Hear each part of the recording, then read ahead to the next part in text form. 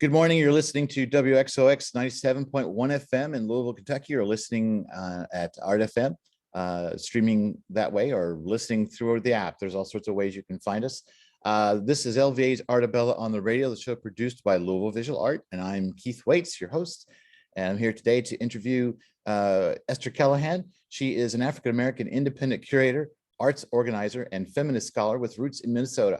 Over the past 20 plus years in the Twin Cities, she has created and co-created various platforms for cultural productions rooted in interrogating the impact of racial and gender equity.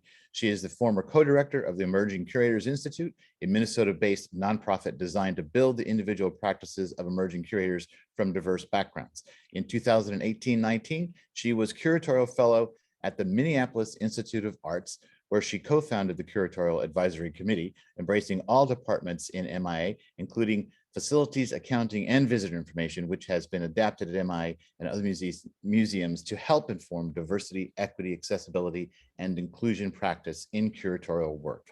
Esther Callahan, thank you for joining me this morning. Thank you so much for having me, Keith. It's my pleasure to be here. You're one of those guests with, I could go on and on and on. There were so many important things I really considered about keeping them all in, but we'll sort of get to some of those activities as we discuss. So you're here right now in Louisville, Kentucky, to be the latest Critic-in-Residence for the Great Meadows Foundation. Julian Robeson is in charge of that. And you've been here for about a month, is that correct? That's correct, yeah, about a month. And you're gonna stay through another month. Absolutely. I mean, I'm fortunate enough to be here for 2 months. It feels like a whirlwind already. I've been here for a month. I feel like I blinked and a month has already happened. So another month is really, really welcome. Well, so this Critic-in-Residence, and I've never quite understood. The word critic sometimes sort of sticks with me. It's like, it seems like you're a curator who's come to have meaningful interaction, and a critic can, as a word, can sometimes be problematic. What do you see as your mission and your objective in your time in Louisville? I 100% agree with what you were saying with that. I think that a critic does come with some negative connotation around it, especially if you talk with a lot of artists that have had some negative interactions with curators in the past that have come in to critique their work. I kind of like to think of it more as an opportunity to sort of build a mile deep, inch wide relationship with the artists.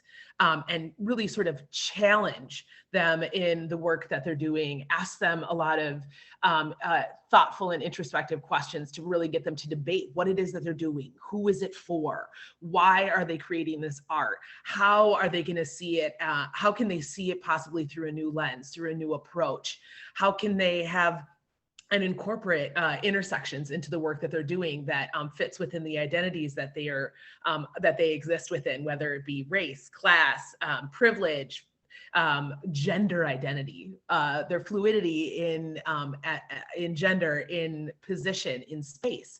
There's all of these things that are happening with each artist, and sometimes you can see a disparity within the work that they're doing, and they don't see it. So this is an opportunity for just a critical conversation, not an opportunity for me. I do not believe that it is my right to go in and tell an artist that they're not good.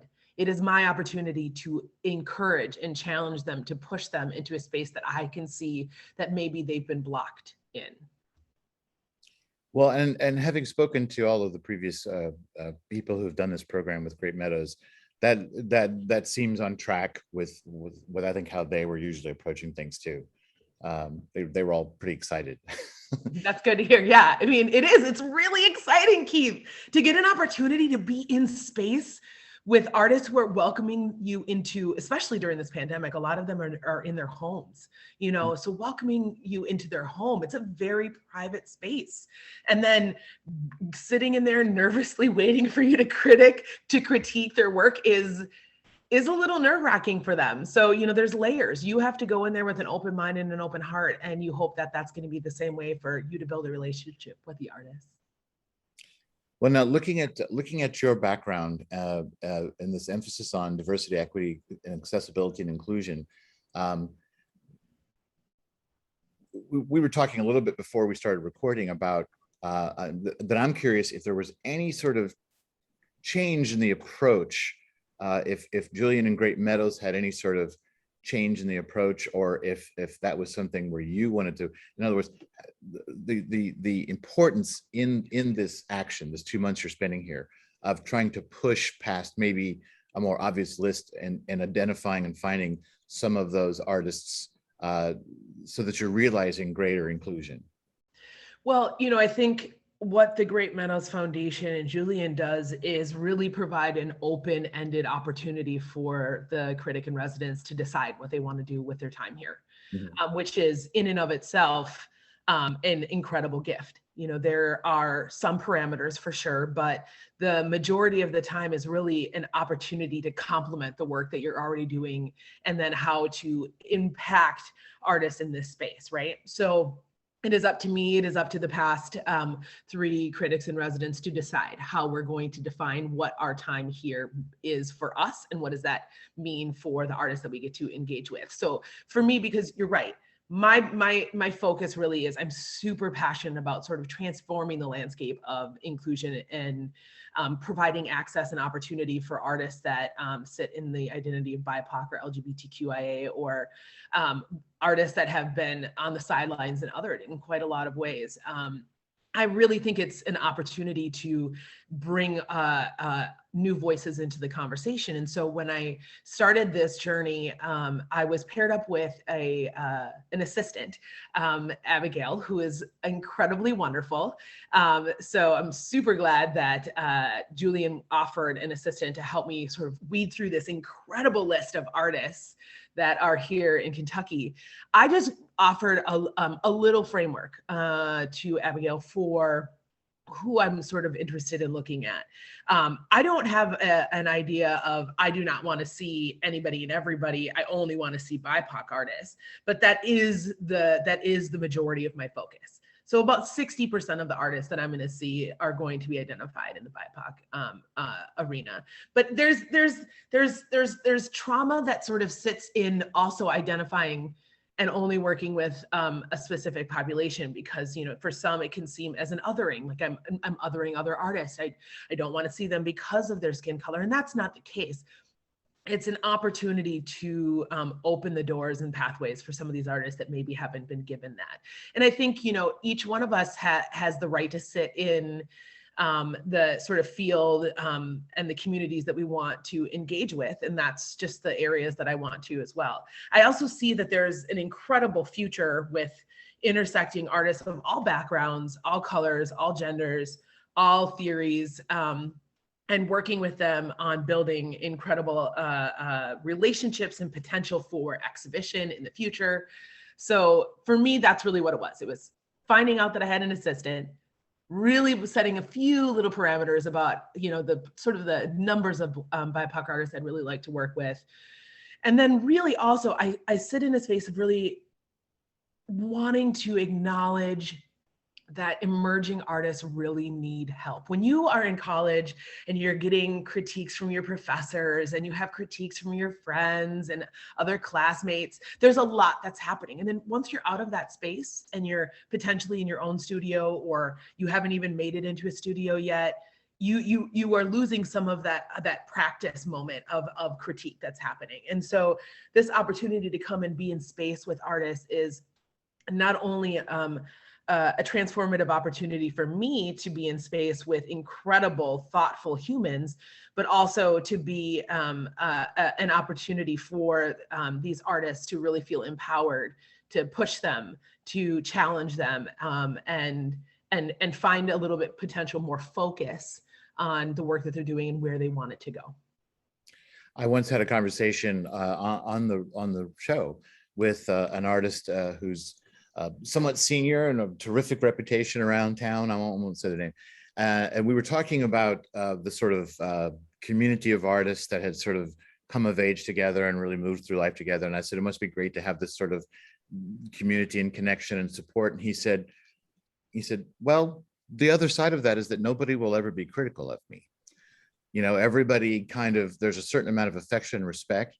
He goes, but I don't get a critical eye on my work ever at this point because of so that, so, and I think about, of course, emerging, you come right out of college, for those of us who were in art school, it was always so much fun and such an exciting time because of that interplay with our peers and talking about work, and you were almost always collaborating on some measure. And then you get out in the world and that's not there. Yeah. But so that's just an observation. But so at this point in your time frame here, you're about almost halfway through, and what are the numbers? How many artists have you met with so far? Well, there's a different number for the artists that have met through for studio visits, and then just artists I've met in general, because every single time you're meeting a curator, or you're meeting with an arts writer, or you're meeting a collector, or you're at an event, you're meeting another artist. So I can't even begin to tell you the number of artists that I've actually met, which is fantastic.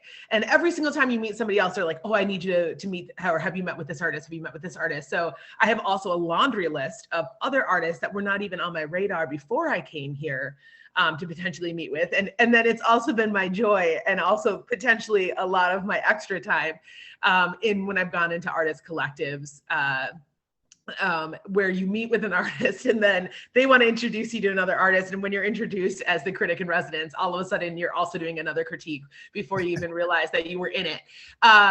So that's also been truly my pleasure, because it's a little bit more of an organic opportunity to meet with other artists, and to see these relationships that you have said, that are being built after people have come out of college and or have self-taught themselves to do this work. And they're in these spaces now where they kind of need mentorship. And some of the more established artists are helping to foster really critical perspective for these up and coming emerging artists. And it's really, truly a delight. But I think so far I've had 10 studio visits. And, I've started each one of them with my assistant saying they would last about an hour or two. That is a joke. You want to make sure that you give people like the time to spend with them. And for some, there's not a lot of time in their day. A lot of them are working professionals that this isn't their full-time gig. So you have to be really thoughtful and respectful for making sure that there's enough time to do a really good critique, but also enough time for them to do what they need to do in their lives. If they're a parent and a teacher and an artist and maybe a cultural worker in some way, there's not a lot of time in their day. So every single one has been set up for like an hour or two, but the longest one was 6.5 hours. Wow. And it was just an immediate like heart connection with this artist. And I got to say, that's not always the case.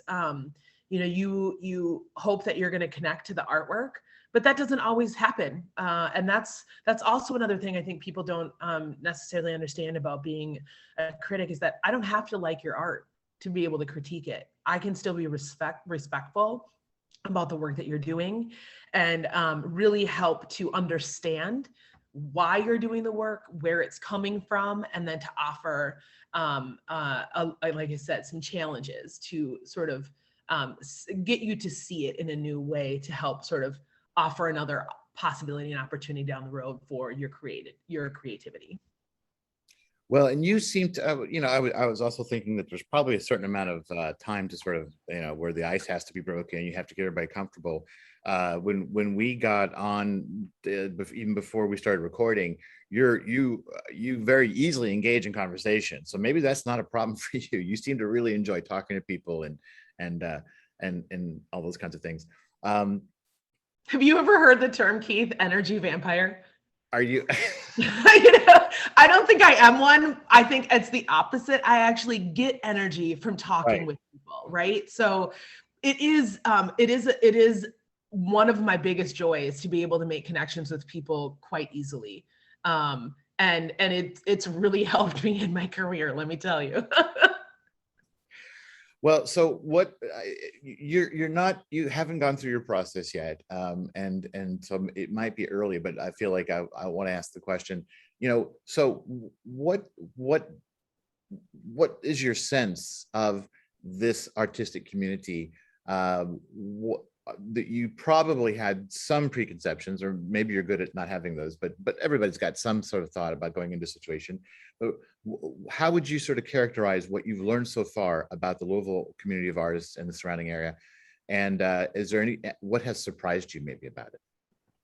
Thank you so much for this question. I think that any good curator should do their research, but also you don't want to go into the opinion-based research portion of it, right? You really have to be able to weed through that, because you want to be able to approach it from an open mindset, right? Otherwise, I'm going to go in with so many preconceived notions that I'm not really going to have the best experience that I can have. And I'm not going to be able to really sort of critique the work in the best way, because I'm coming in with already mired in so many preconceived notions. Mm-hmm. So for me, it's sort of doing, for sure, a cursory research.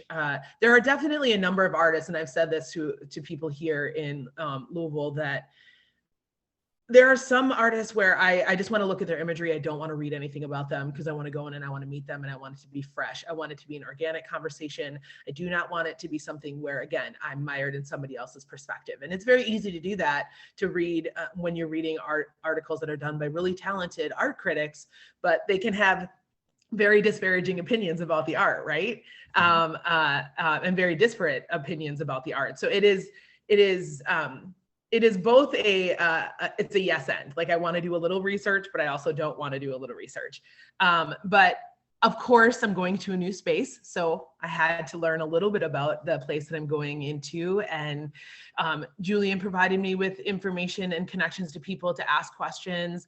I talked with former critics in residence here to ask about their experience and the artists that they worked with, and then just sort of this opportunity on having meet and greets that were set up so that I can really be in space with artists right away in the beginning of my time here.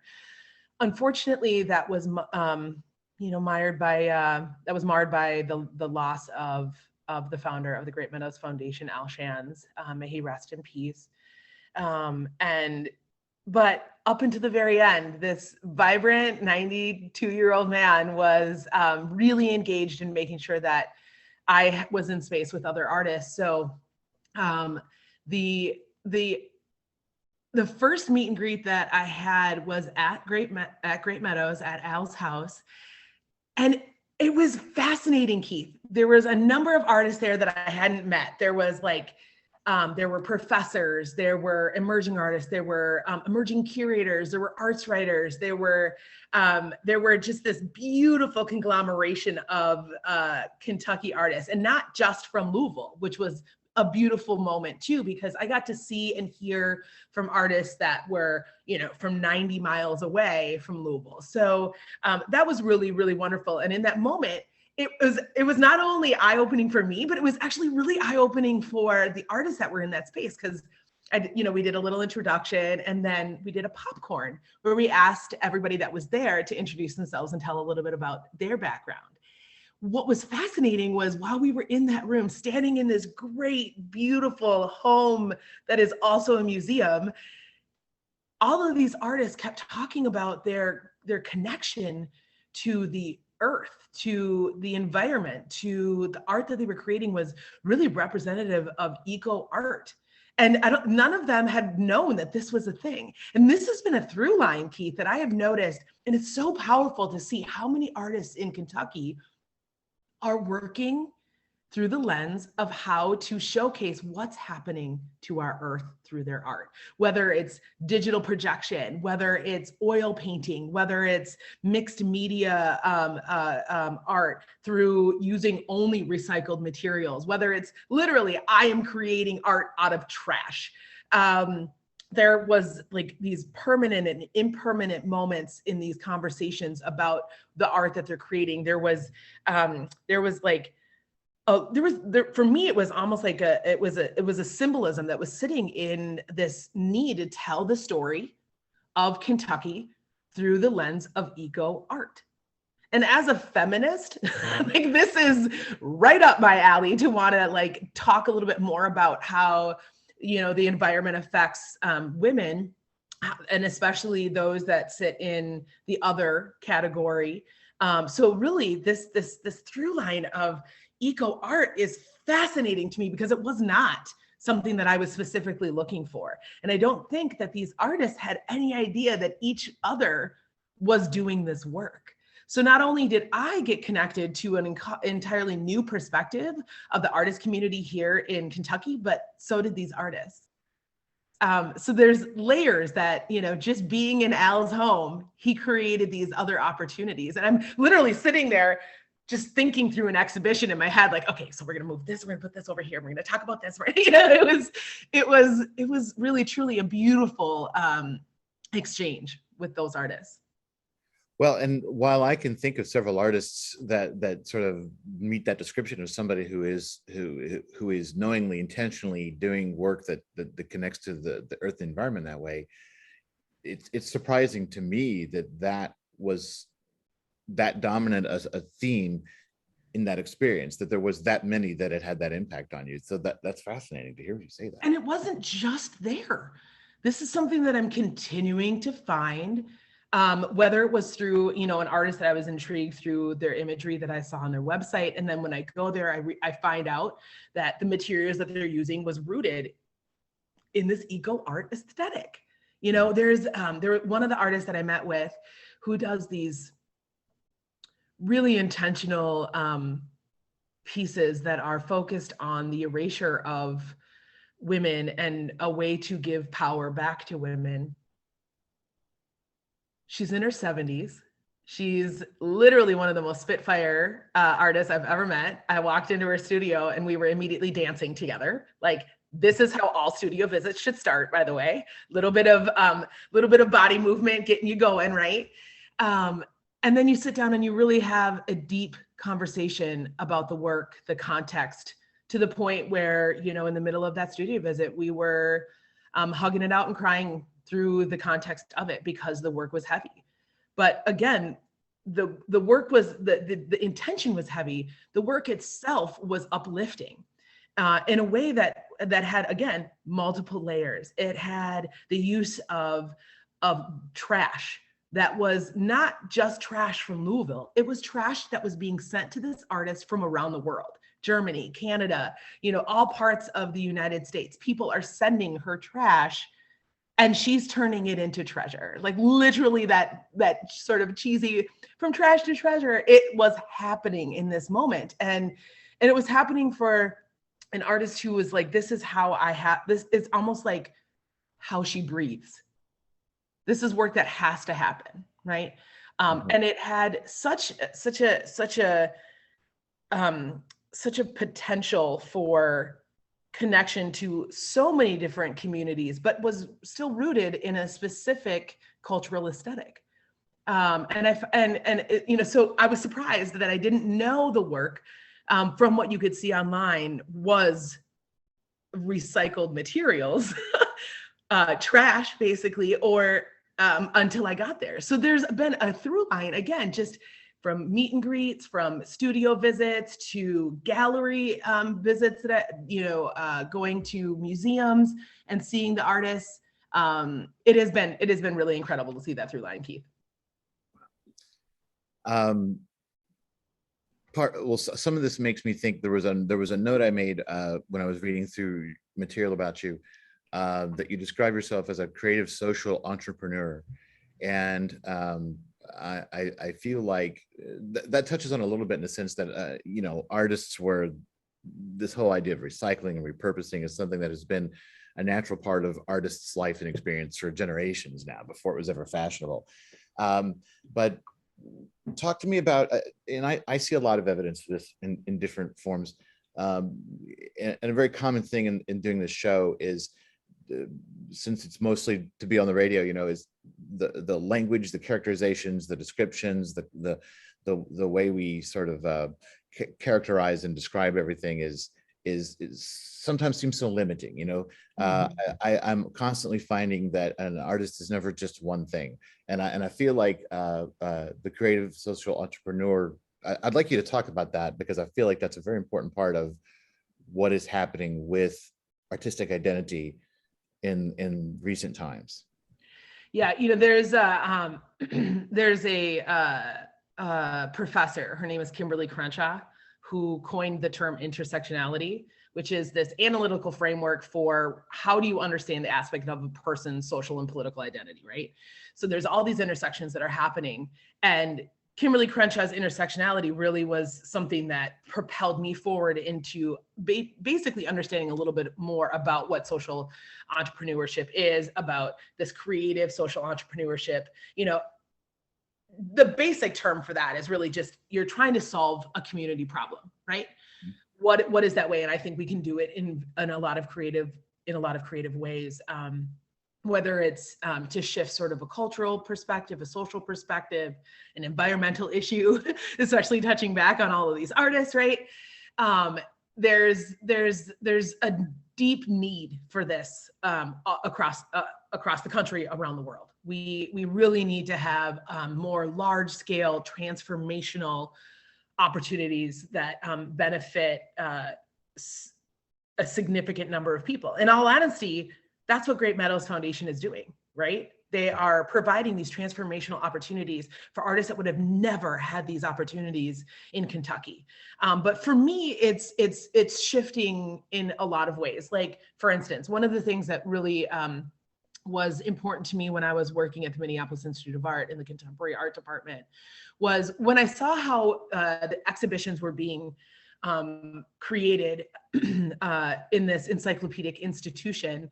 I wanted to see how was the community involved in the conversation, especially if the context of the exhibition was rooted in a specific cultural group, you know, a cultural perspective. So a colleague of mine, Keisha Williams, and I created what we called the Curatorial Advisory Committee. And it was an opportunity for voices within the museum that maybe wouldn't have been given the same amount of opportunity to weigh in on an exhibition, were now invited and paid to be a part of these conversations to provide cultural perspective that maybe the curator did not have. So that, one, there was going to be less harm in any of the language that was used, in any of the didactics or labels that were put in on the walls, as well as just an opportunity for connection and learning between the curator, the curatorial team, and those that identified within this cultural group.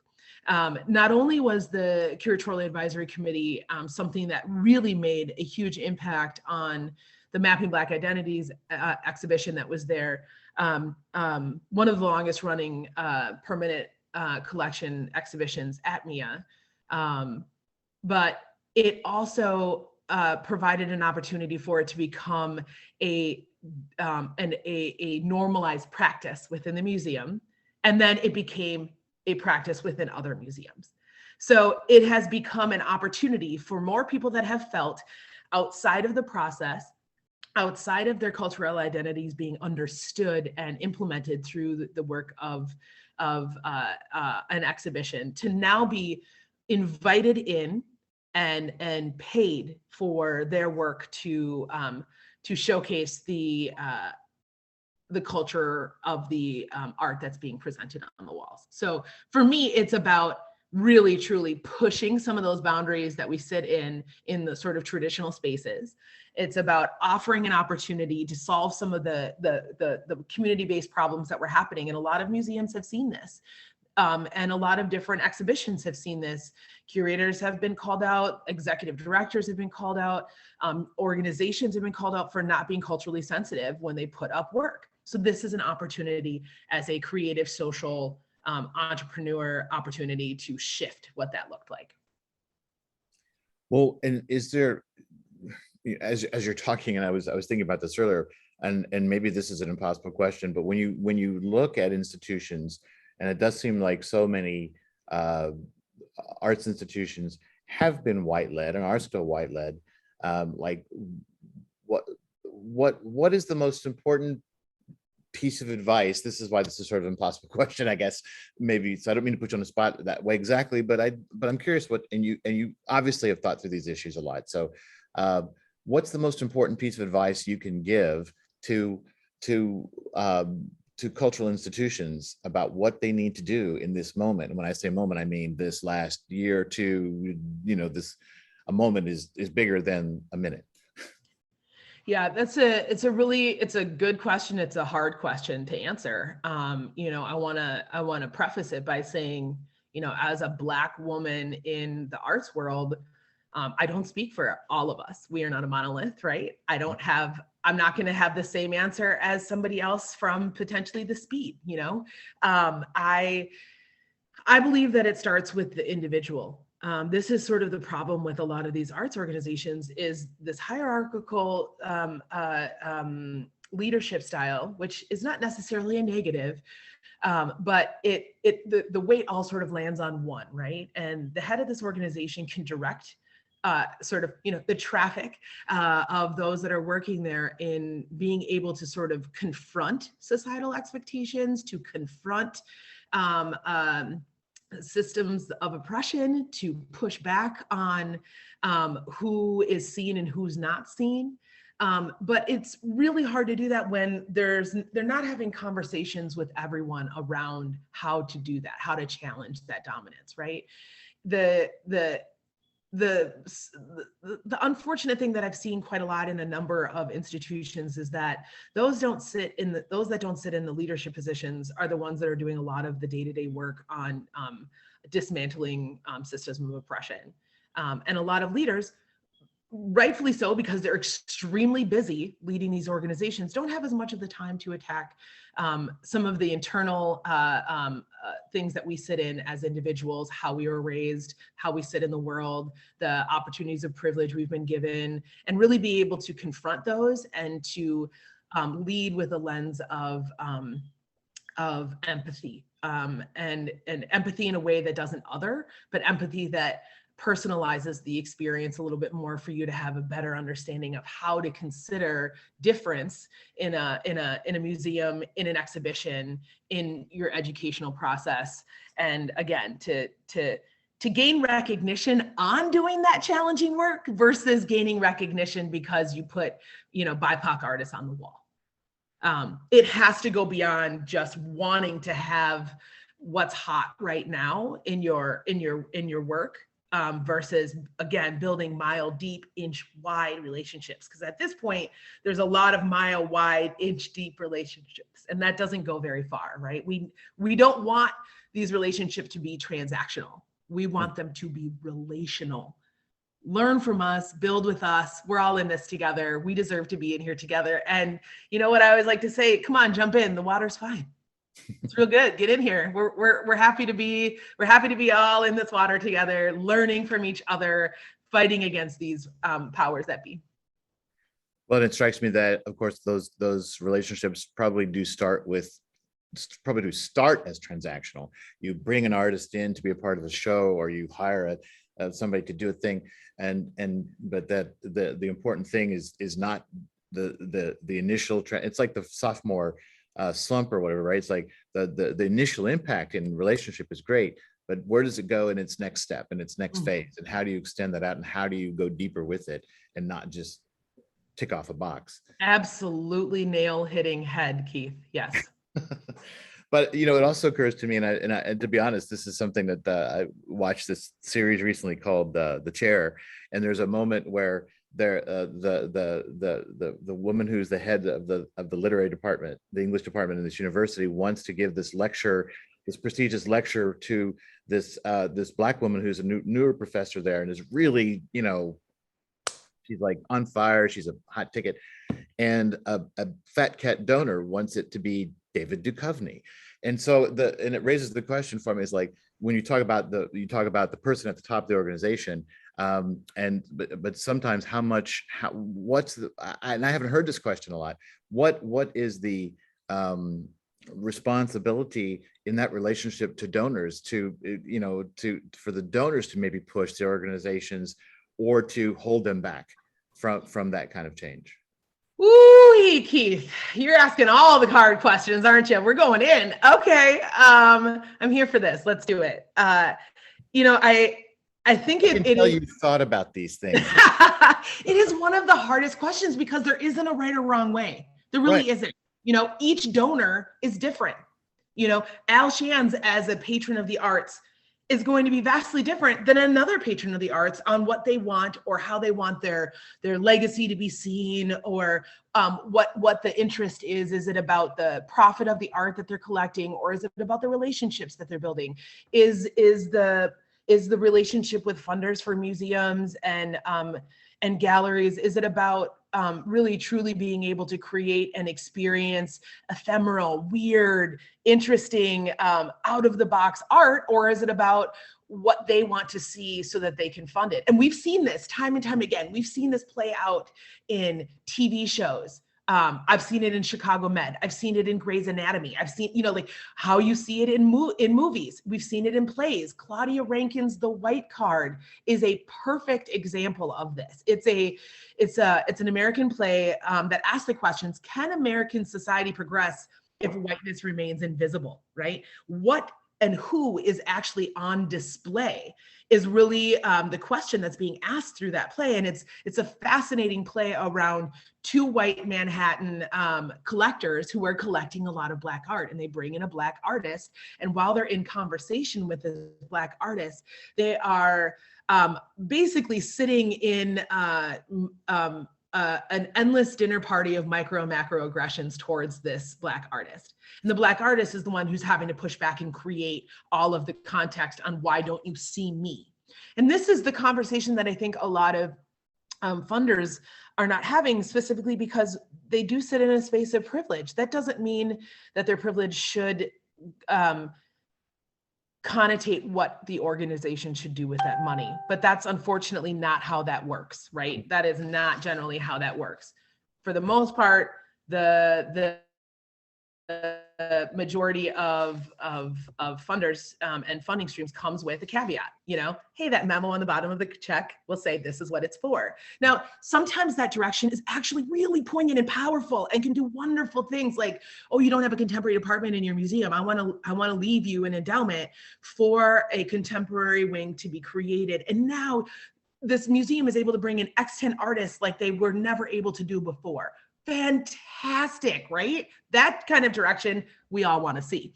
However, when your sort of bottom line pushes and says, this is the only kind of art we want to see and or how it's shown, it does negate the overall community connection that can happen. It means that only certain people feel accepted and invited into those spaces, and other groups feel othered, and that these are not places that they're welcome. This is a story that I've heard time and time again from artists of color, that when I bring them in, one of my favorite things to do is to bring artists who've been practicing for years in their crafts, but have never been in an exhibition. They've never been invited in. They've never felt welcome in those spaces. They didn't even know that anybody had ever seen them as somebody who had value in that way.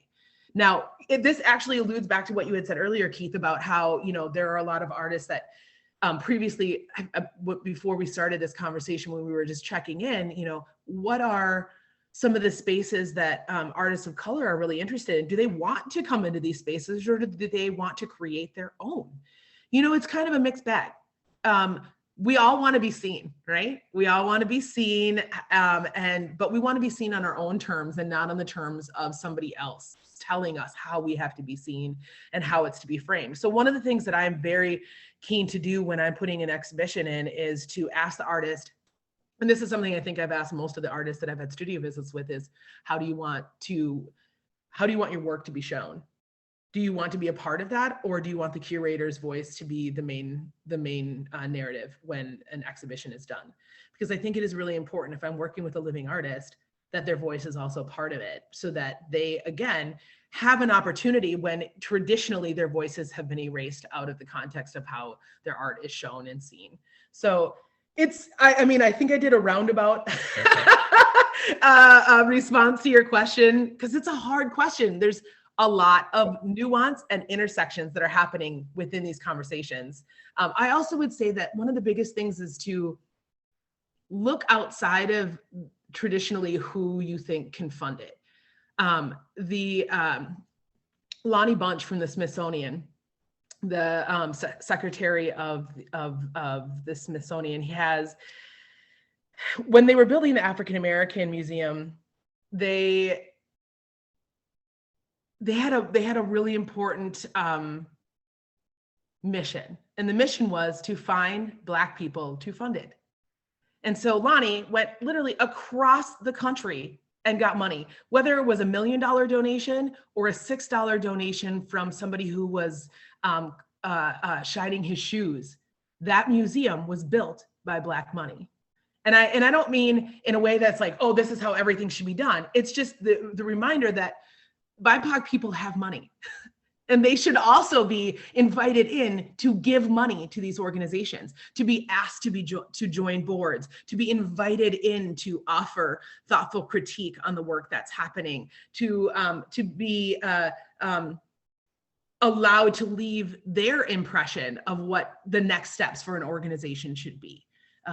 So it's about diversifying, and not just from a racial perspective, but an accessibility perspective, a gender perspective, diversifying our boards, diversifying our funders, and then therefore it will just naturally diversify the staff and the exhibitions. So it's just a reframing of the way that money has traditionally been brought in. Right. You bring in the BIPOC voices into the rooms where they haven't been, and it'll change. Mm-hmm. Mm-hmm. One other thought, and I guess this will be our final thing. So in my time working with artists, you know, I can remember, and this goes back even before I was working for Global Visual Art, you know, that there was for a long time, I think some degree of a de-emphasis on different sort of racial, cultural, sexual identities for artists, and I think particularly like about I don't mean to speak for him, but like a quote one time from Ed Hamilton where he said to me, and I said, well, you're often called the most important African-American artist from Louisville, and he said, yeah, when can I just be the most important artist from Louisville? You know, the sort of classifying somebody as African American or Asian American or a woman artist or a LGBTQ artist was a way of saying that there was always this sort of inherent implication, right, that they're very good for being who they are in that way, but they're not necessarily at the top of the class. But now it seems like we've moved into a time in which those identities are embraced and define us in very important and healthy ways.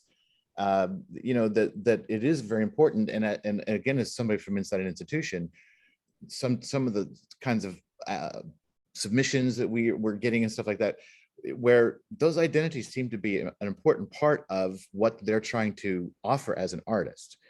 Yet for years, all of our documentation was you know, blind submissions or blind juries and stuff like this, so that those things are almost removed, right, from those considerations. Whether you're a woman, whether you're non-binary, whether you're LGBTQ, what your racial background, all of that was not important. It was just about the work. But it seems like now those identities have become so important. Personally, it seems exciting to me. I think it's wonderful, but it's a challenge too then to try to bring those identities into the conversation about how artists are viewed and accepted, and having to change some of those things. It used to be people would be offended if you asked those things, and now I feel like we're trying to figure out, how do we ask you what your identities are and why they're important to you and why they're important to your art?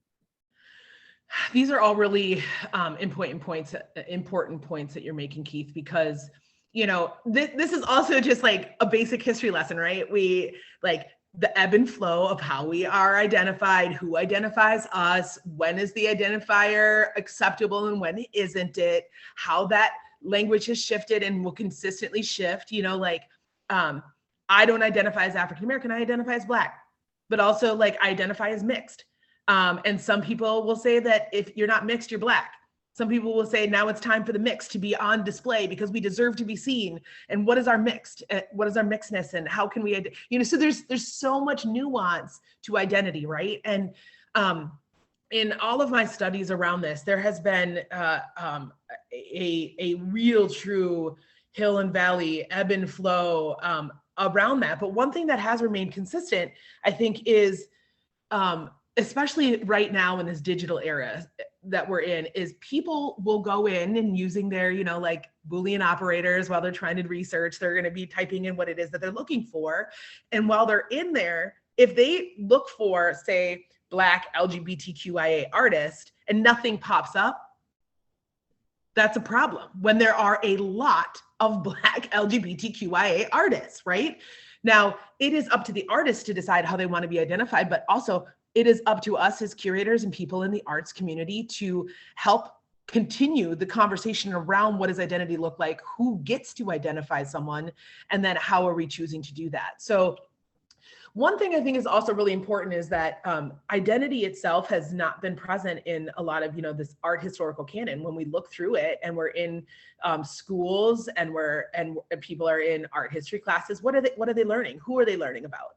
Are they still learning about the traditional sort of main white male artist that's out there? And if they have to learn to be a big, bold artist in order to be seen. And it's like, well, no, we've moved into a time where women are seen, feminine identified art is seen more. There is an opportunity for artists right now to identify themselves in a way that they have never been. It is still a problem, though, that people are ascribing identity onto folks, and that is not acceptable, in my opinion. You have to ask. If they are an extant artist, they are alive to tell you how they identify. If you look at their website and you see that it says, say, we'll just use Ed Hamilton because Ed Hamilton is an African-American, artist. Like, if he identified himself that way and he said, and his gender pronouns were used as a he on his website, you already know. You have the basic context, you're good to go.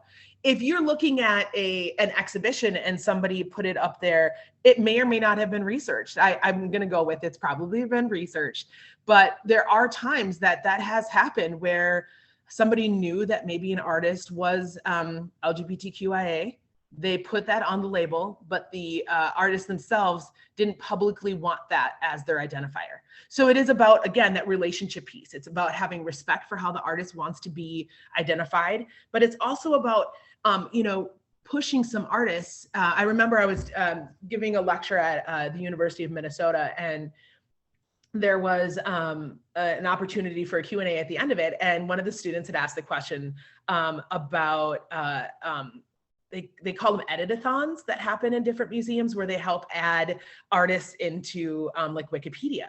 And one of the most successful editathons at the Minneapolis Institute of Art was on adding Black women artists. It was so successful. It was unbelievable, the amount of people that came out and the amount of artists that were added now that were never there before.